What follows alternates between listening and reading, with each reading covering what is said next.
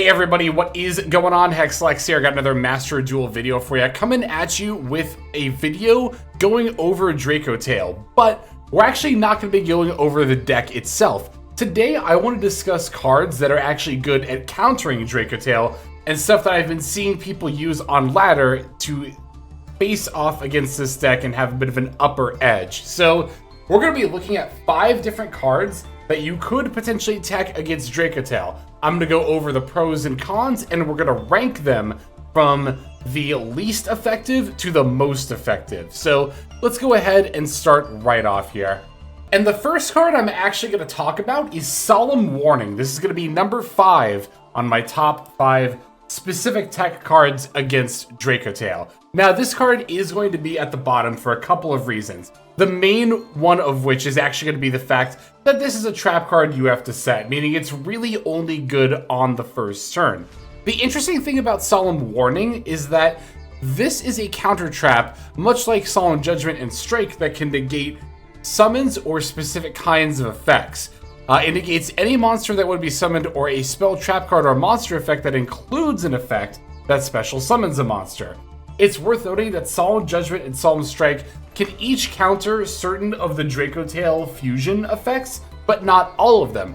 Solemn Warning, however, can be used against Malulu, Phimena, Ketu, and Rahu, making it a pretty decent option. Also being a counter trap, it can shut down those plays very efficiently, very effectively. Again, however, we have to go over the big obvious con of Solemn Warning, which is the fact that it is a trap card, meaning that you have to set it. And that means that in order to be really effective, it's gonna have to be used going first. You could still think about playing this in trap card based decks, particularly like maybe Dinomorphia. It wouldn't be bad because you do want to pay down life points in that deck, and you like having obviously a lot of trap cards in that deck. So basically, I would say if you're playing a deck that's using Solemn Judgment or Solemn Strike already, then you could consider Solemn Warning instead, again, for the reason that it can be used against all of the various Dracotail effects. However, if you're not already playing a deck that really wants to use those cards, I would not go out of your way to put Solemn Warning in your main deck. This is what I would call a side deck card, which is most often specific tech cards that are only good specifically going first or second. And coming in at number 4 on my tech cards against Dracotail is actually going to be Dimensional Fissure. This is a floodgate that a lot of people are probably familiar with. It is a simple continuous spell that reads any monster sent to the graveyard is banished instead. So the use case here is pretty obvious. Dracotail really wants their cards to go to the graveyard. All of the Dracotail monsters can only set spell or trap cards when they do end up going to the graveyard. And also, you need to be able to add the Phimena back from the deck to the from the graveyard rather to the hand with the Orgola effect, and then we can't forget about the Arthelion as well. So the drawback of Dimensional Fissure is actually pretty similar to the one from Solemn Warning that I just discussed earlier. And that's why it's going to be number 4 on this list of cards here. And that is that this card is really only useful when going first. Because obviously if your opponent goes first, they can set up their Dracotail plays, and it's very, very easy for them to play around or counter them. But I actually put this card lower down, not just for the going first weakness, but another big con of this card is that Dracotail can actually play around and out it very easily. I myself have had multiple games while playing Dracotail where my opponent activated Dimensional Fissure and it didn't impact my gameplay at all. Whether it was me negating it with Flame or using Golemel to pop it. There have just been a ton of scenarios where even with my in-engine cards, I'm able to effectively deal with the Dimensional Fissure like before it's a problem. Literally before sometimes, because like I remember having a game in particular where my opponent, their first play on their turn 1 was activate Dimensional Fissure, and then I chained Phimena, fused into Golemel. Because Phimena was chain linked 2, everything went to the graveyard, so the Dracotail monster in my graveyard triggered, which then triggered Golemel's effect to destroy my opponent's Dimensional Fissure. I mean, that is a little bit of a specific hand, but also not really. Like, opening 5 mana plus a Dracotail monster plus another name going second is really, really common. And that's one example of a really easy way that they can out the Dimensional Fissure. So I'm putting it lower down. This is also what I would call a side deck card, where if you're playing in a best of 3 format that is side decks, go nuts if you're going first, play this. But in best of 1, where you could be going first or second and you're not sure, you know, it's really hard to kind of justify. Also, you do have to be mindful that this is an effect that affects both players, meaning that if you are playing a deck that wants to put monsters in the graveyard, you will also be affected by your own Dimensional Fissure. Another thing to keep in mind if you want to consider playing this. For the average deck, I would not advise it. Number 3 on our list is going to be Red Reboot. So this is a card that I have actually played in previous metas. In the MCS, the series of tournaments that was hosted by MBT before we had any official Challenger Cups, the first one of those I ever topped was with Mathmech that was playing 2 of these. And it was in a meta where Mathmech was a very popular deck, Sword Soul was still very popular, Branded was very popular. Basically, the thing that all these decks had in common is they had powerful trap cards they wanted to utilize, and Red Reboot is obviously very effective at shutting them down. Now, obviously, if we think about decks in the current meta that set a lot of trap cards and are a really important part of their board, we can obviously think of, I said obviously so many times, we can think of Dracotail, right? So they'll usually end up setting at the very least Horn and Flame, but often Sting as well. So Red Reboot can be a very effective way of shutting down those cards. Now, the obvious kind of drawback here is that Red Reboot is only going to be effective against Dracotail's trap card. When it comes to the fusion summoning and the monsters, this card can't really do much about that. However, I will say that shutting down the trap cards is still shutting down a significant part of the Dracotail end board. I'd say about half the power of it does come from the trap cards. And also, Golemel often won't be able to activate if you can't use the trap cards. So it kind of inadvertently shuts that down too. All in all, I think Red Reboot's biggest strength that it has is that it can be useful in a lot of matchups that aren't Dracotail. I mean, Odeon is a deck that got released relatively recently and is pretty solid, so you're still seeing quite a bit of it on ladder. Well, being a trap card based deck, Red Reboot's obviously very effective at shutting that down. Labyrinth, of course, is still out there. And, of course, it can be used against any number of in-archetype or even off-engine trap cards like Infinite and Permanence. So that, combined with the fact that you can activate this from your hand, making it a hand to trap in the literal sense, makes it a lot more versatile than the other cards we've discussed so far. I still don't think I would necessarily go out of my way personally to play Red Reboot in a lot of decks, but I would definitely consider it a lot more than I would certain other cards, ones that we've already discussed on this list. All right, at number 2 on my list of tech cards against Dracotail, we're gonna have Retaliating C, a card you've probably been seeing a lot lately. This is a card that has not just been used popularly against Dracotail in Master Duel. If you look at paper play, I've seen tournament lists from both TCG and OCG side that have even go so far as to main deck Retaliating C in formats where Dracotail is popular. So Retaliating C has a lot of the strengths of some of the other cards we've talked about, namely Dimensional Fissure. You see, when your opponent activates a spell card that includes an effect that special summons, you can special this card from your hand, then while it's on the field, any card that would be sent to the graveyard is banished instead. Now, this has a couple of strengths over Dimensional Fissure. For one, obviously, this is a hand trap. It can be used during your opponent's turn 1 if they go first, unlike Dimensional Fissure, which has to be activated first in advance. The other thing this card really has going for it over Dimensional Fissure is that it's a lot easier to quote-unquote turn this off, right? So if you're playing a deck that really wants to have cards sent to the graveyard, you can still blink away or, fuse or tribute or whatever.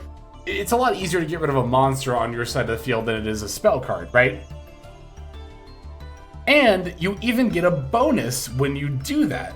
Because when Retaliating C is sent from the field to the graveyard, for any reason by the way, including being used as material for a summon, you can add an Earth Insect monster with 1500 or less attack from your deck to your hand.